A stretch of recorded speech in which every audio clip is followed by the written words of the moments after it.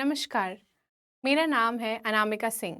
I am here to continue our discussion on Language Paper 1 and Paper 2 for CTET examination. Till now, we have seen certain topics. Now we will move on to the next topic of our discussion, which is also an equally important topic in our CTET examination. That is critical perspective on the role of grammar in learning language. Grammar का क्या role है हमारे language learning में, उसका एक critical perspective जो हमारे traditionally grammar को हम जैसे refer करते थे उससे थोड़ा हटकर critical perspectives क्या हैं और grammar का role क्या है हमारे language learning में, इसके बारे में हम discuss करेंगे.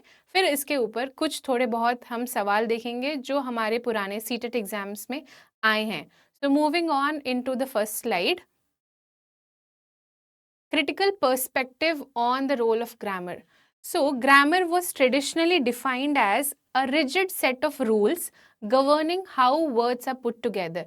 तो किसी भी लैंग्वेज में कौन सा वर्ड किसके बाद आएगा, कहाँ पे उसको पोजीशन करेंगे एंड उसके पोजीशनिंग से क्या मीनिंग्स बदलते हैं, वो जो सेट ऑफ रूल्स होते हैं उसे ग्रामर कहा जाता है.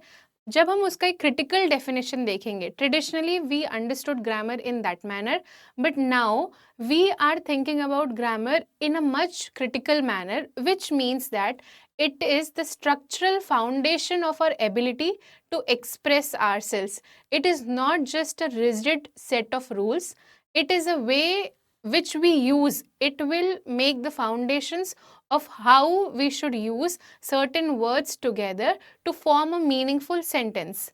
There are various aims of teaching grammar in English language. तो हमें ये जानना ज़रूरी है कि आखिर क्यों हमें ग्रामर पता होना चाहिए हमारे लैंग्वेज लर्निंग के लिए. तो one of the reasons is to develop analytical skills so that we can understand how sentences are being constructed, what word should come after which word, and how in various contexts it can change. The next is to enhance precision, so that we need not make errors while we are speaking or while we are writing. We write it in the right structure. There, every language, it follows a particular structure, so we should choose the right structures to express our ideas and arguments clearly. If there is an error in how we are trying to express, if there are certain grammatical error, the whole meaning of the sentence changes. Coming to the next objective, it is to cultivate style and register. So every language has a certain style of speaking, and it also depends on the context in which it is used. So if we are teaching grammar in English, we will know how to adapt the language to suit a different audience and also a different context. We do not talk to everybody in our life the same manner.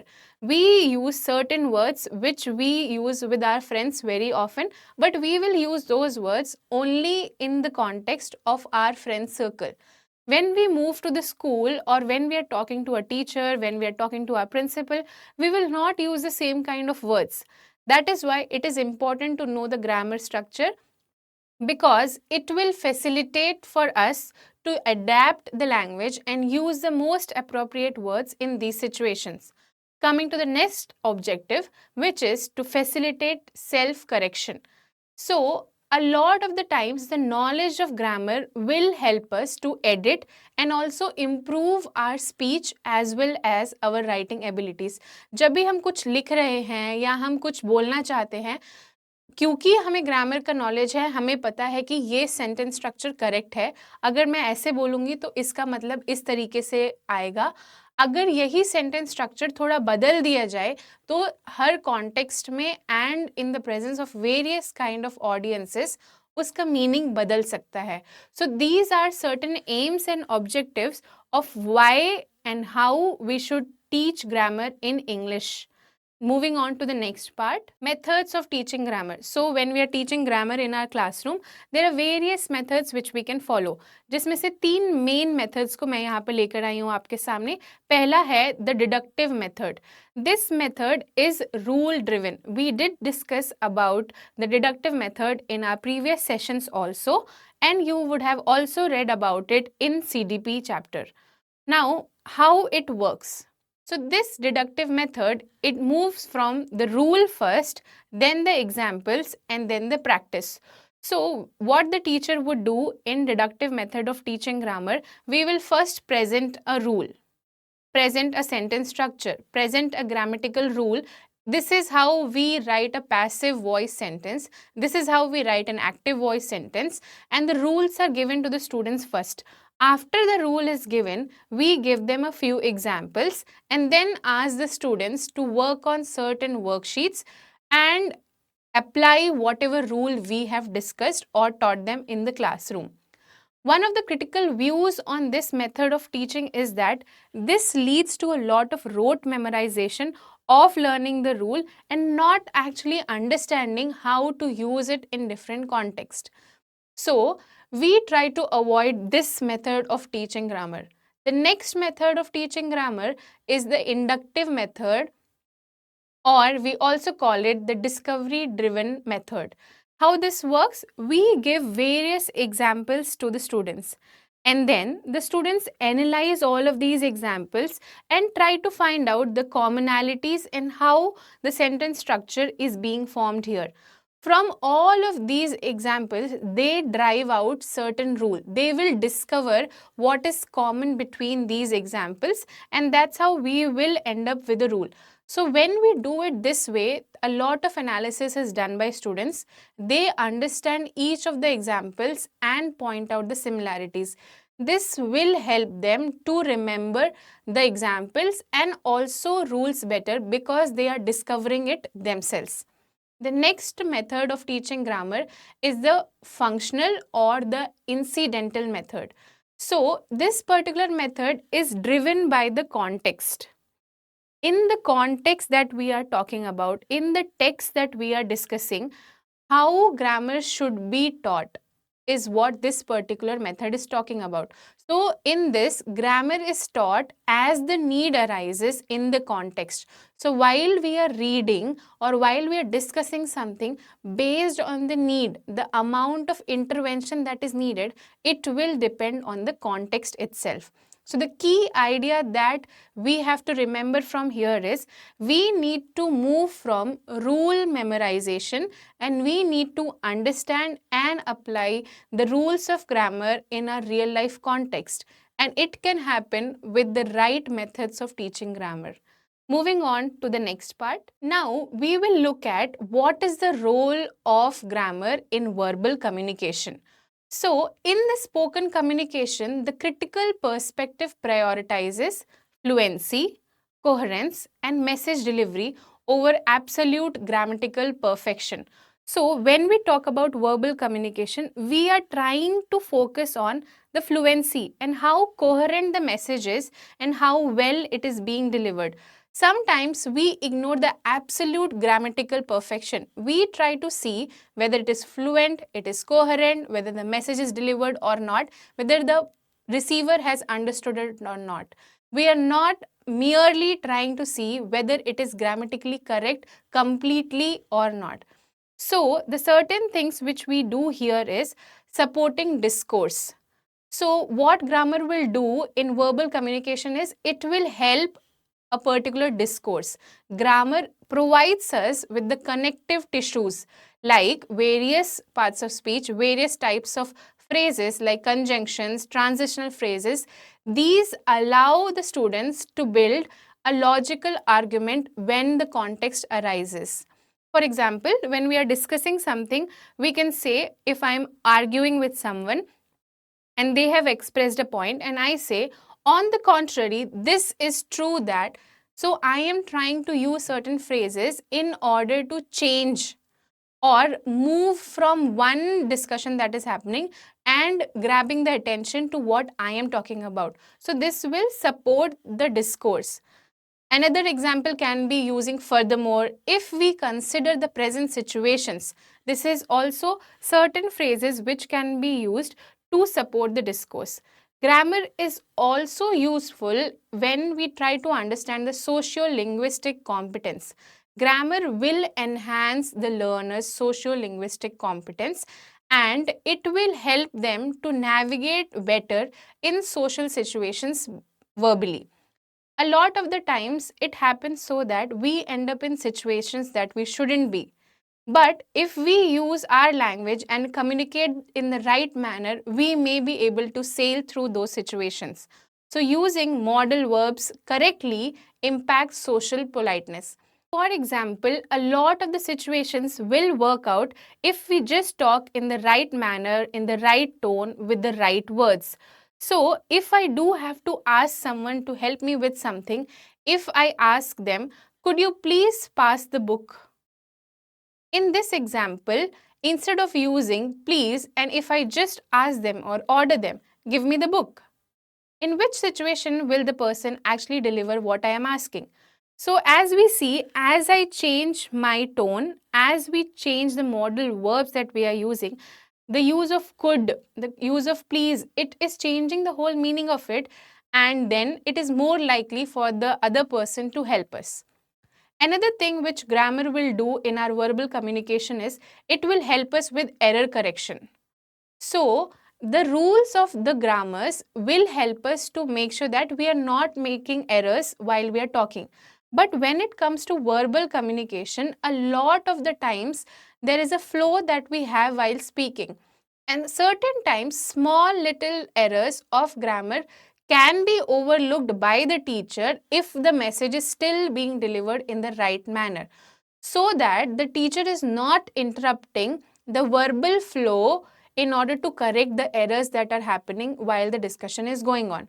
What the teacher instead can do is he or she can note down the errors that are occurring very often or are common among a larger group of students, and then address them completely with the whole group of the students. We need not target specific students. We should address these common errors so that these misconceptions or confusions are cleared in our classroom. Moving on to the next part, the role of grammar when it comes to written communication. So now we just saw about while speaking, while verbally telling something, how does grammar or what role does grammar play there? Now, when it comes to writing, writing lacks the tone and facial expression and the immediate context of speech. Therefore, the role of grammar here is all the more crucial, and it will help us to write in a structured manner. So, the major role that grammar plays here is it will help us with structuring the writing in the right manner so that the correct message gets delivered. As writing does not have any tone, any facial expression, and also the context of it is not known. Only when we read through it, we will understand the context. So, what role does grammar play here? The tool for drafting and editing. So, grammar becomes the tool for drafting and editing.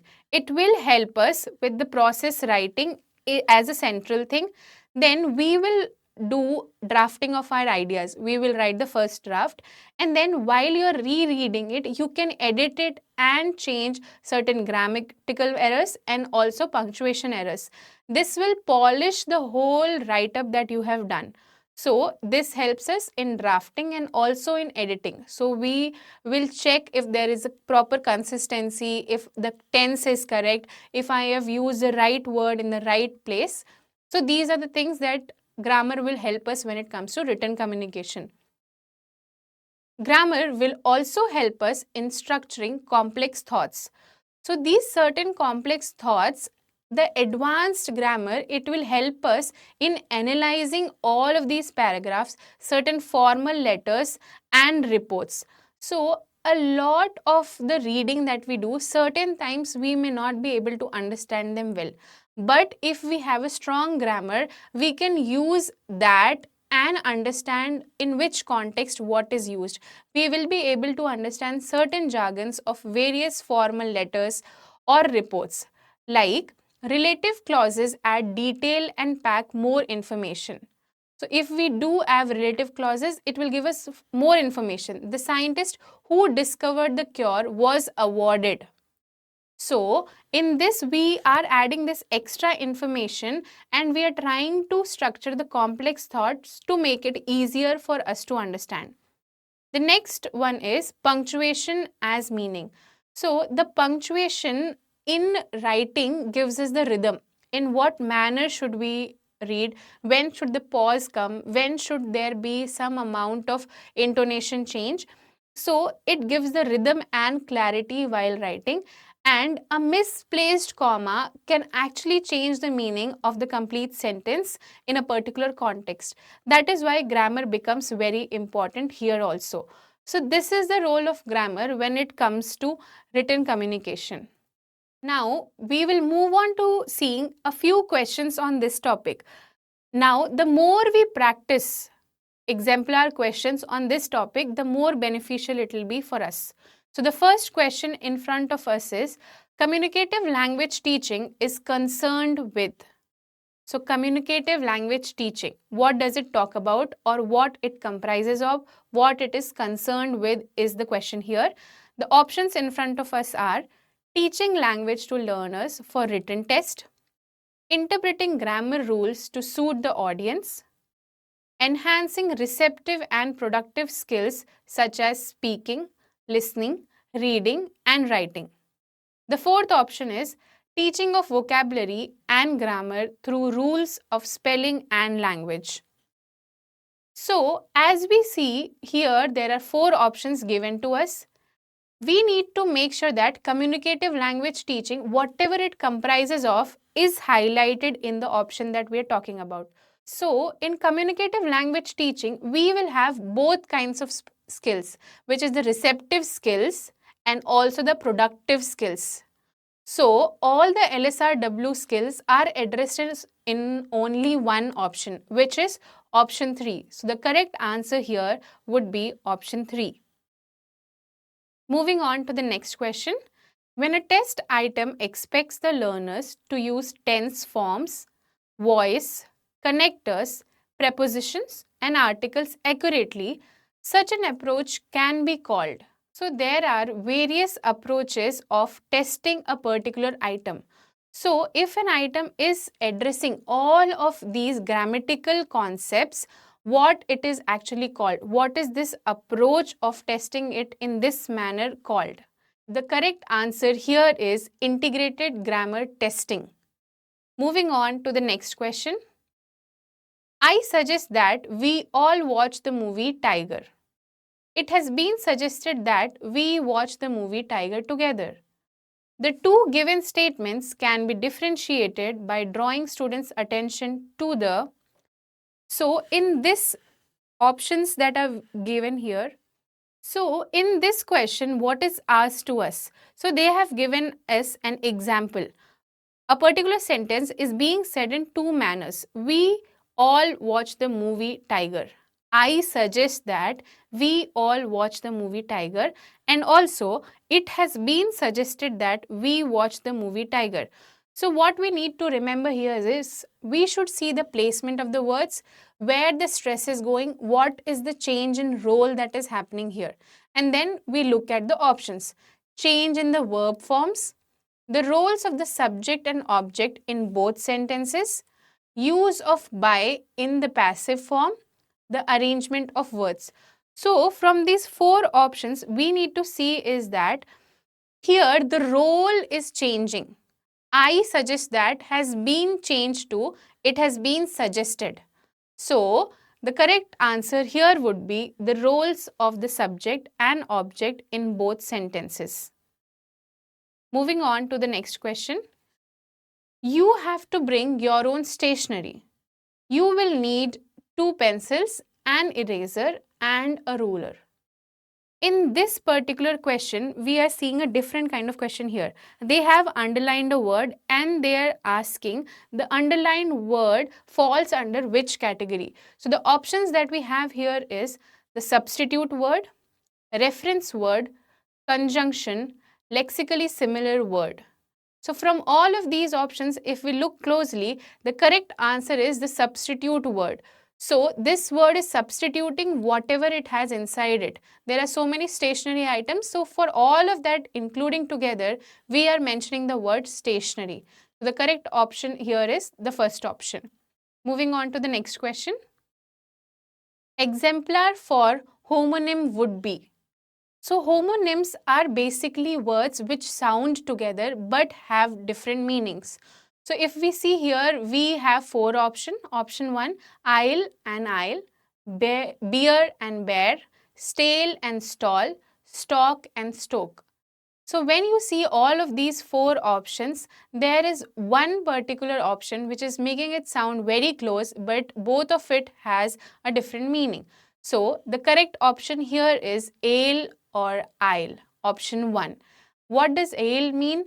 Ale is usually the corner seats or the passage that comes in between or the corner seats in a particular aircraft, and aisle is sometimes referred to islands. So moving on to the next question. Which is a lexical word? So what is a lexical word is what we need to understand first.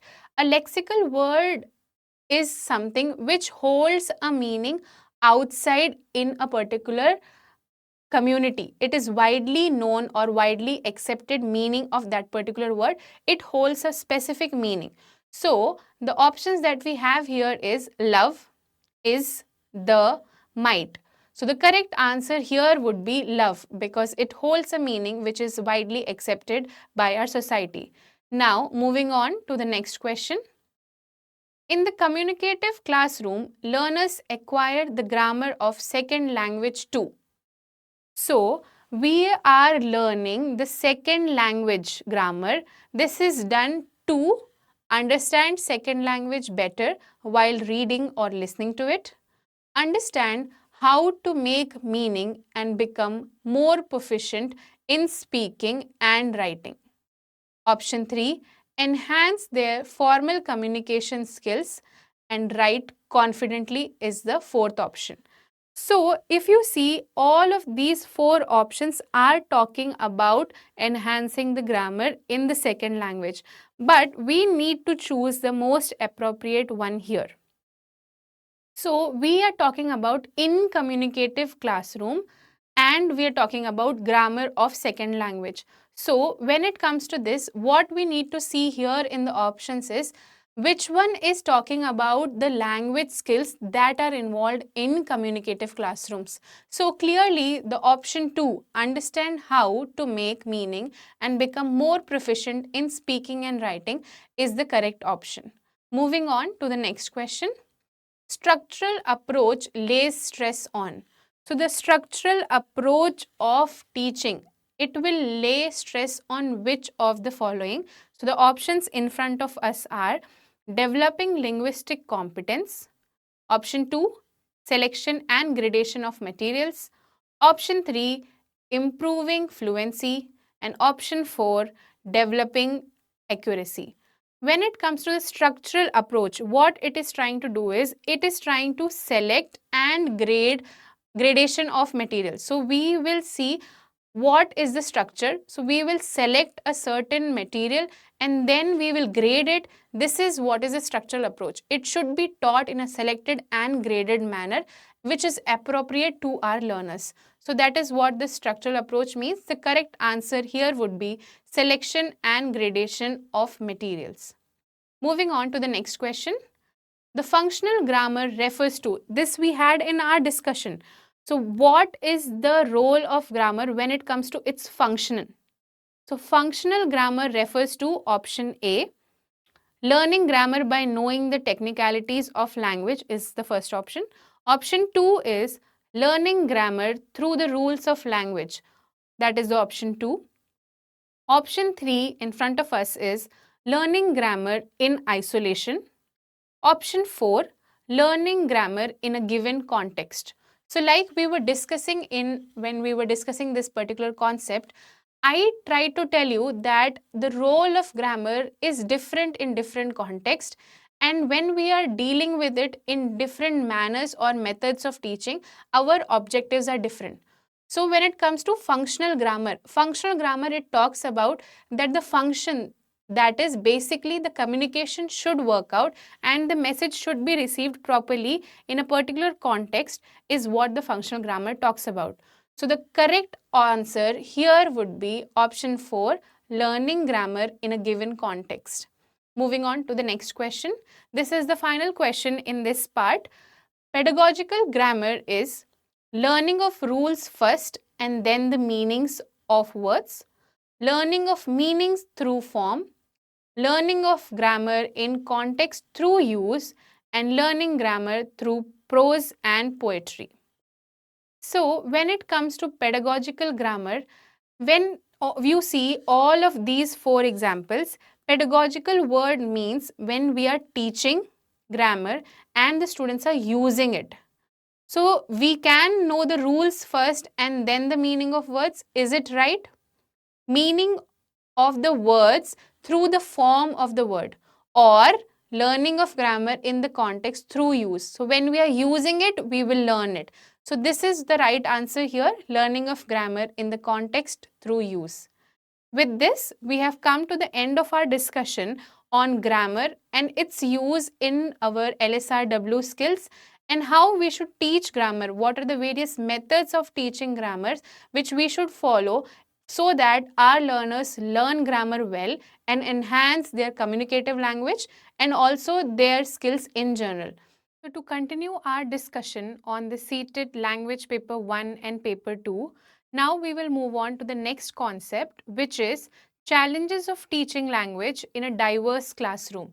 So when we talk about India as a society, we realize that we have such students who are coming from varied backgrounds, varied cultures, because of which our classrooms, which are said to be a smaller society, is actually very diverse.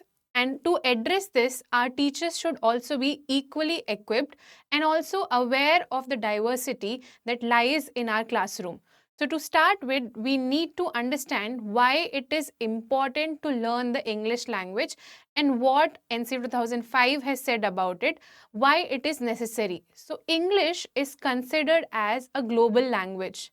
And in a multilingual country like ours, we needed a language which will help us to connect with a larger group in our country and as well as abroad. Thus, it is important for us to have knowledge of English language. NCF 2005, it also highlighted that the English teaching situations, it depends on two things mainly. One, that is the teacher's proficiency, and the second one, that is the pupil's exposure. How much a child is exposed to the second language, that is the English language, will determine how much we know this particular language or how fluently we can talk in this language. The basic goal here is that we should have the basic proficiency in English and we should be able to develop slowly abstract thought and also acquire more and more language because of us having these language abilities. Another thing which we need to understand is the language diversity. The language diversity in our country can be seen at with both the ways. The first one being it as a challenge and the second one to consider it as an opportunity.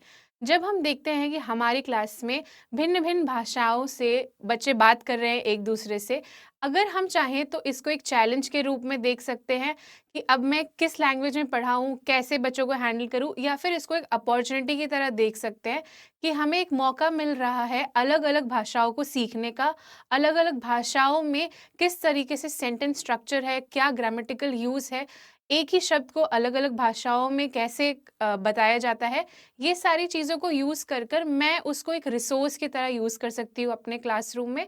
तो ये दो तरीके हैं जिससे हम देख सकते हैं इंग्लिश लैंग्वेज की तरफ। जो अभी ज़रूरी है हमारे देश में और हमारे टीचर्स के लिए is that the teachers must have the skill to teach English language, and also they should be able to differentiate between the level of the learner and how to differentiate between various contexts and how the language should be used based on the context. So these are certain important things that English language should be taking care of and how we should impart English language in our country. Some of the challenges that the teachers are facing presently in our classrooms when it comes to teaching of English language are as follows. The first one we can look here is overcrowded classrooms. So the number of students that are in our classroom, the teacher pupil ratio is huge, because of which it is very difficult for our teachers to give individual attention to our students. Like we discussed in our previous session, it is very important to give individual preferences give individual instructions, and try to give individual attention to our learners while they are trying to learn a new language, which is language 2, English language. So, it becomes very difficult for our teachers when the number of students is huge in their classrooms. Thus, this becomes a very big challenge for us to address as a country. The next challenge that we have is the kind of school environment we have. There are a lot of schools which have a very print rich environment. They are very conducive for learning. They are having so much importance being given to the language too, which is the English language. But to contrast, we also have many places in our country where the school environment is not very conducive and they have very limited exposure, especially when we go far from the cities and to the rural backgrounds. This is one of the challenge there. Also, another challenge which we can find is lack of study material. So the school environment is important, but also the availability of study material, course related books, and also more and more books, because English as a language can be developed only by exposing the children to a lot more variety of teaching learning material. So when we are unable to do that, the amount of learning that will happen will also decrease. Thus, it become a challenge here. The next one being faulty reading habits. Poor habits such as keeping a finger while we are reading, sometimes the children end up covering those words, which leads to difficulty in understanding the complete sentences. And also, certain students are unable to read in the correct order. They are not having the basic understanding of from which side to which side they read. So, individual attention is needed. And when we see these two challenges are correlated, wherein when we are unable to give them enough attention, they are developing faulty reading habits, which in turn leads to poor reading skills, and ultimately their language learning gets hampered. The next challenge that we have is the English language vocabulary is huge. It is having a vast variety of words. It is having various kind of grammatical structures like homophones, phrasal verbs, and the spelling and pronunciations are also challenging as we are not the native speakers. Thus, it become a challenge for us. The next one is the teaching learning process and the teaching of English language in our country has mostly been exam oriented. When a lot of the emphasis in is given on the teaching learning process, then the outputs are achieved easily. But when we are trying to build our classrooms only with the intention and trying to teach students only to prepare them to write in the examination to score well, when we are having an exam oriented preparation for teaching learning of languages, it hampers the abilities of the students and thus does not contribute much to the learning of a language.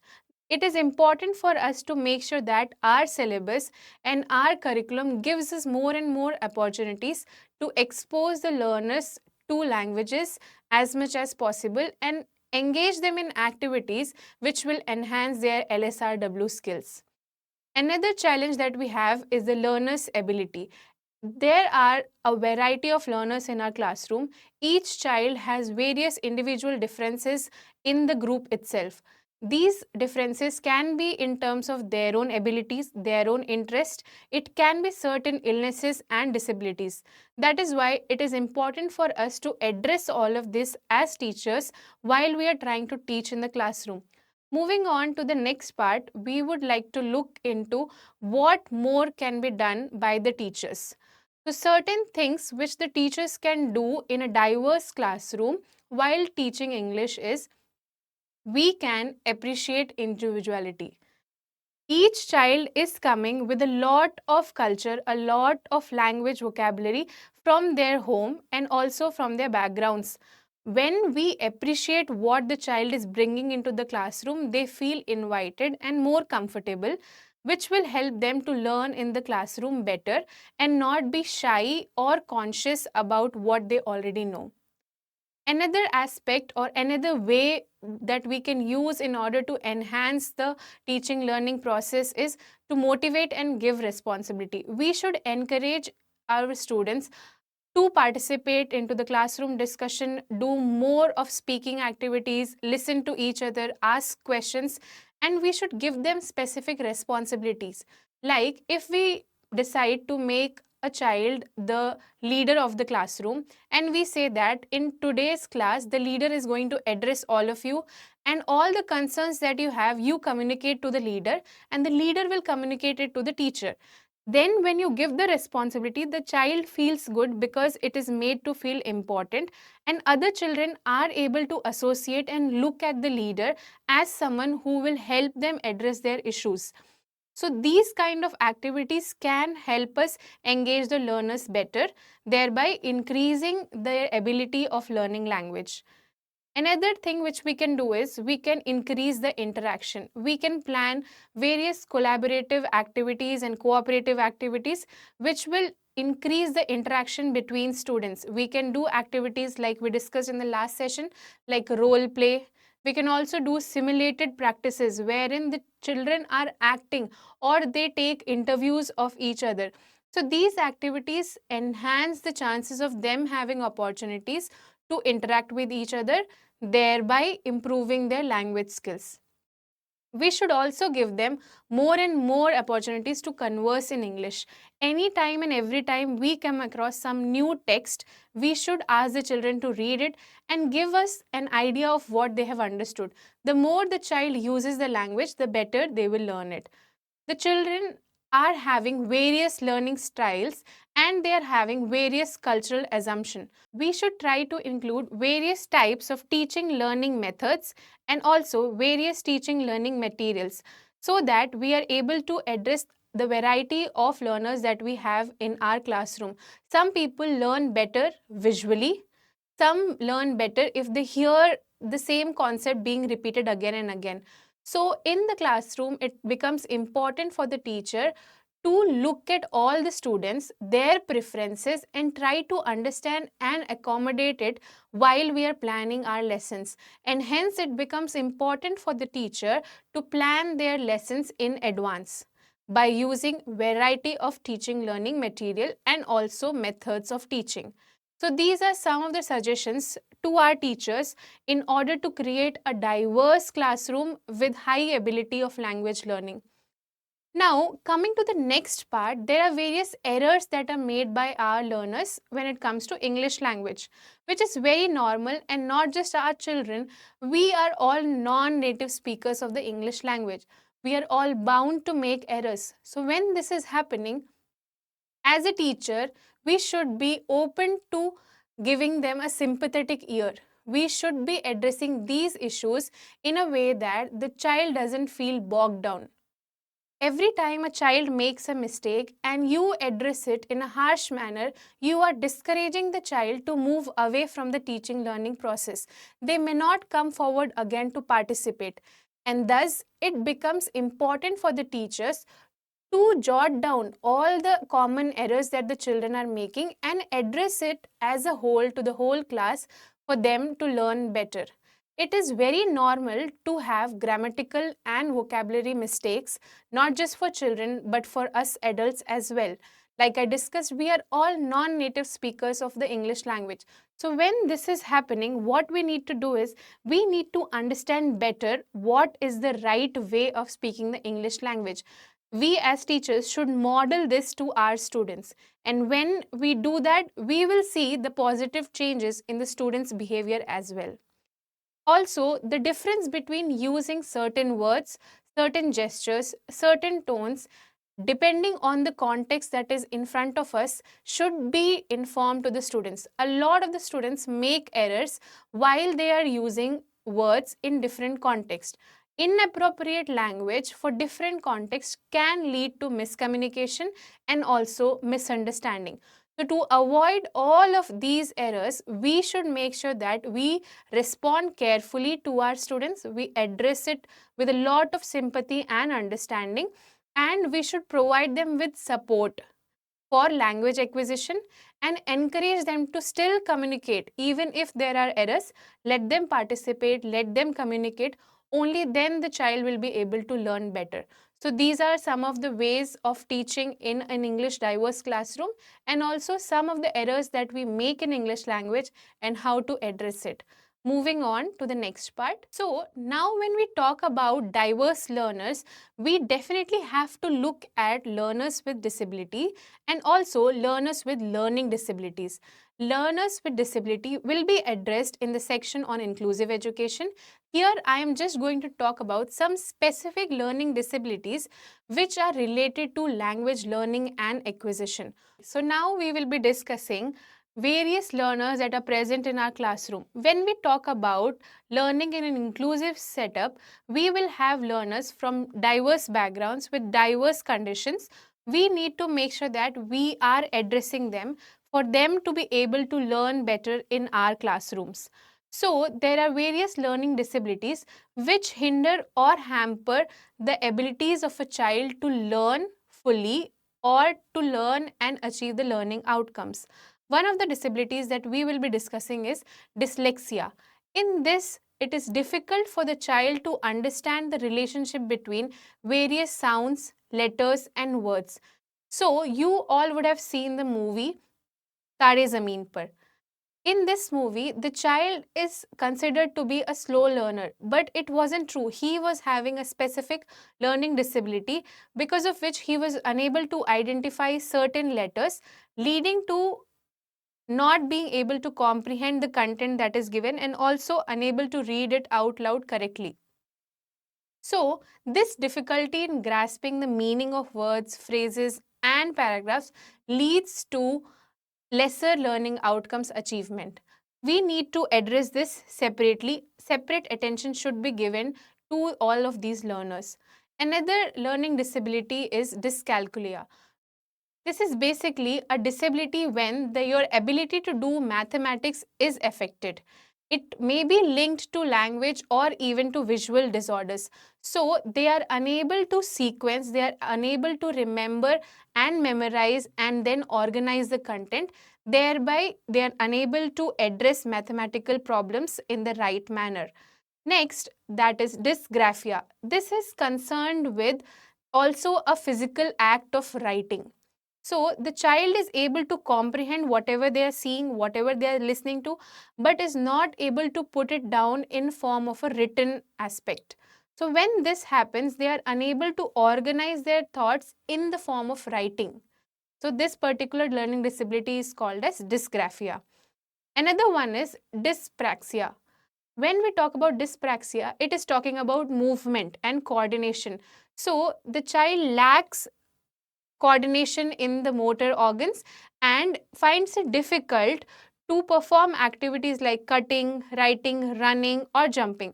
So basically, the output of the information that has gone to the brain does not get processed properly, or it is difficult to process the information that the brain has received, and that is this learning disability, dyspraxia. Moving on to the next learning disability that we will discuss is that aphasia or dysphasia.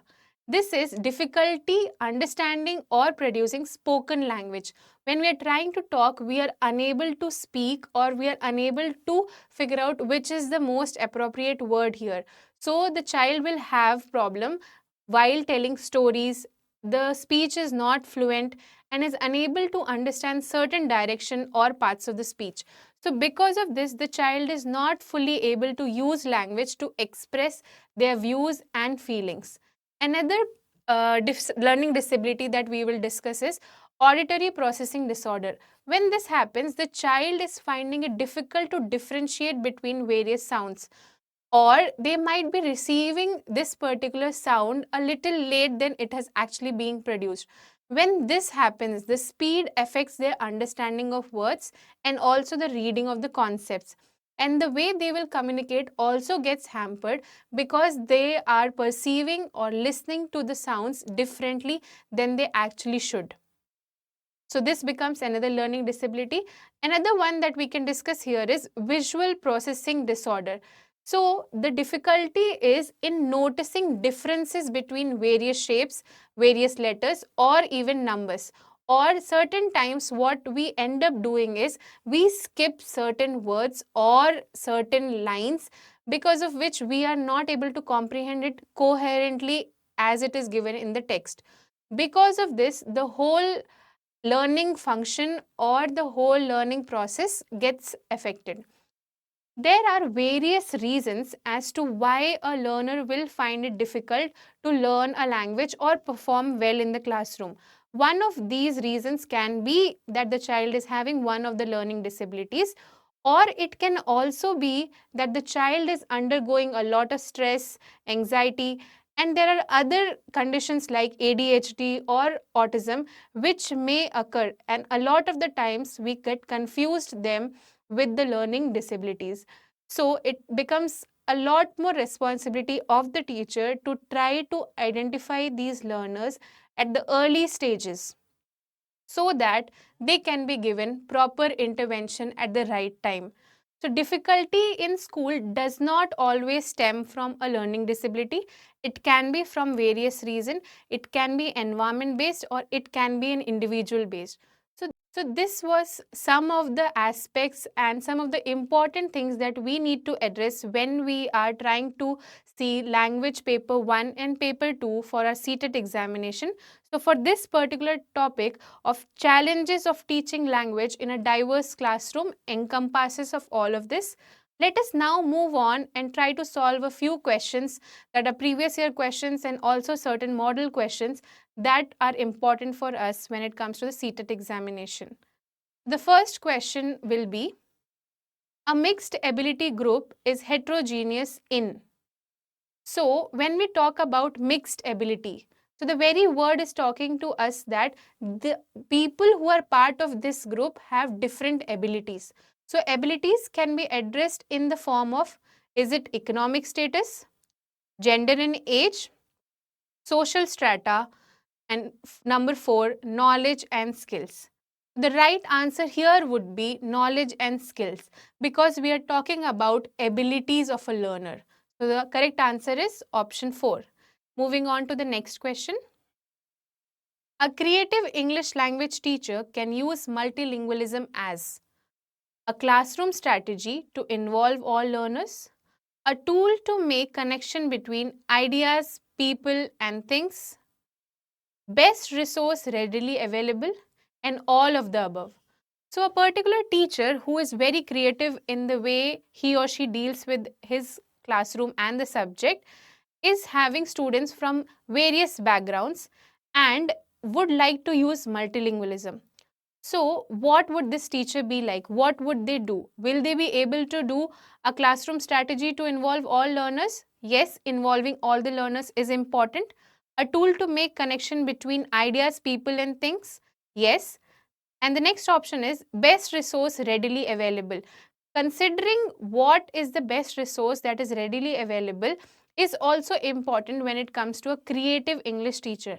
The correct answer here would be all of the above. Coming to the third question, according to NCF 2005, across the curriculum approach for teaching English means. The National Curriculum Framework has spoken about across the curriculum approach. So, what does it mean when it says that in terms of English? Using English only as a medium of instruction, breaking down barriers between English and other subjects, having a separate curriculum for English which goes beyond the other subjects, treating English as one of the subjects in the curriculum. So here we can try to do elimination of the wrong options. The very first option, using English only as a medium of instruction. When we are talking about across the curriculum, we should not limit it to just being the medium of instruction. So the first option can be removed. Now let us look at option 4, that is treating English as one of the subjects in the curriculum.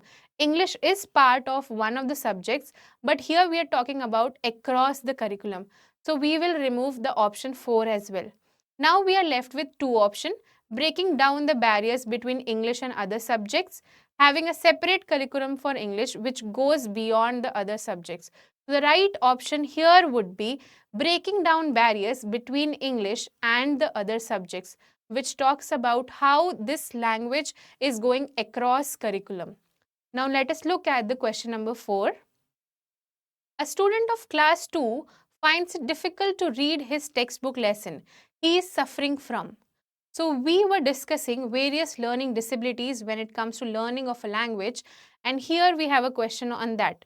So the options here are dyscalculia, dyslexia, anxiety and dysgraphia. As you all have already understood what are the various learning disabilities, and each of these learning disabilities have a certain keyword which will tell us what it is about. Dyscalculia, with the word calculia being present there, we understand that it is related to mathematics.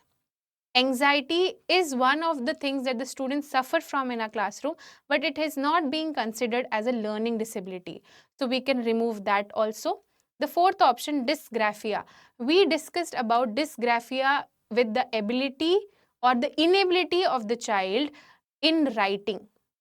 Now, when the child is unable to read, so the correct option here would be dyslexia, as we discussed in our content part. Moving on to the next question. An inclusive class is that in which. So, what is an inclusive class, or what would you call an inclusive class? Looking at the options here, students from different nationalities study together, students from different religions study together, both boys and girls study together, differently able learners study with normal students. So when we look at these options, we are finding it difficult to select one single answer which is covering all. But what we need to understand here is, though the students are coming from different nationalities and they are sitting together and studying, does it only comprises, will it give the true meaning to inclusive education? Not really. So we will look at the other options. Students from different religions study together. Both boys and girls, which means different genders are studying together, and differently able learners study with the normal students in the classroom setup, which is meant for a larger group. So the right answer here would be option 4, differently able learners study with the normal students. The next question, that is question number 6, is according to the observation in the National Curriculum Framework 2005, English is a dash language in India. Is it considered as a second language? Is it considered as a foreign language? Is it considered as a first language? Is it considered as a global language?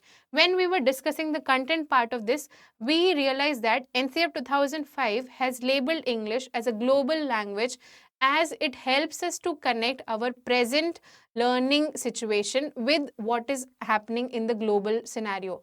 So, the correct answer here would be option 4, global. Moving on to the 7th question. Which one of the following recommended the 3-language formula? So the 3-language formula that we are practicing in our schools today was initially propagated or said or recommended by which of the policies or commission? The first option here is National Policy on Education 1968, the Chattopadhyay Commission 1985, National Policy on Education 1986, and option 4, Kothari Commission 1966. Kothari Commission is one of the first commissions which have spoken about the 3-language formula, which came in the year 1964 to 66. The report was submitted in 1966. So the correct answer here would be Kothari Commission. Moving on to question number 8. The National Curriculum Framework 2005 advocates that a language learner is a receiver of language, producer of language, user of grammatical rules, constructor of knowledge or language. As we know, the National Curriculum Framework 2005, it spoke about constructivist approach very vividly. And if you see the options that we have here, this particular key term, constructor of knowledge, the child constructs its own knowledge, is one of the principles and the basis for our curriculum framework 2005. So when we look at the options, even though receiver of language, producer of language, using of grammatical rules are all relevant to language teaching and learning, but the most appropriate answer, according to what NCF 2005 has said, would be option 4, constructor of knowledge or language. The correct answer here is option 4.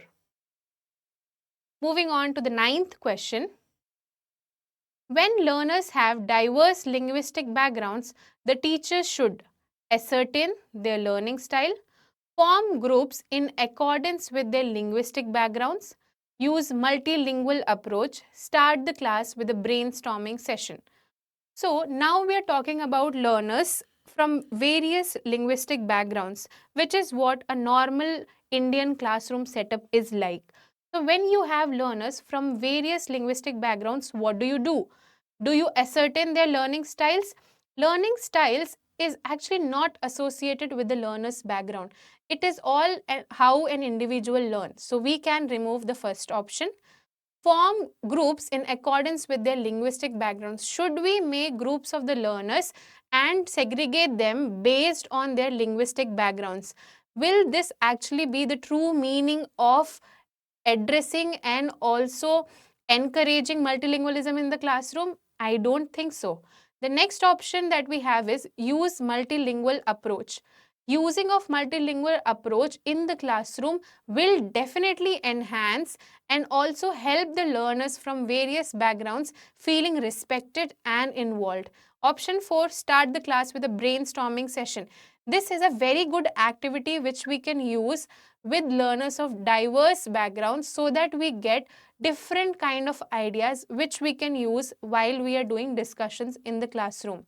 But the most appropriate answer here would be option 3, use multilingual approach, and so that becomes the correct answer here. Coming to the last question for this session. Sohail, a student of class 1, can speak and read out his lessons very fluently. But when it comes to writing, he is unable to write even small sentences. He is suffering from a learning disability called option 1, dyslexia, option 2, autism, option 3, dysgraphia, and option 4, dyscalculia. We discussed this in our concept part and also in one of the previous questions. So, the correct answer here is dysgraphia. From this portion of language CTET paper, both for paper 1 and paper 2, we will definitely have 1 or 2 questions in our CTET examination. It is very important for us to remember various learning disabilities and the applications of it, and how do you address learning disabilities in the classroom, how do you address multilingualism in the classroom, what NCF 2005 talks about the diversity in the classroom, and how it has addressed multilingualism. So make sure to remember these important pointers from our today's discussion. We will meet in the next session learning more on CTET paper 1 and paper 2. Thank you.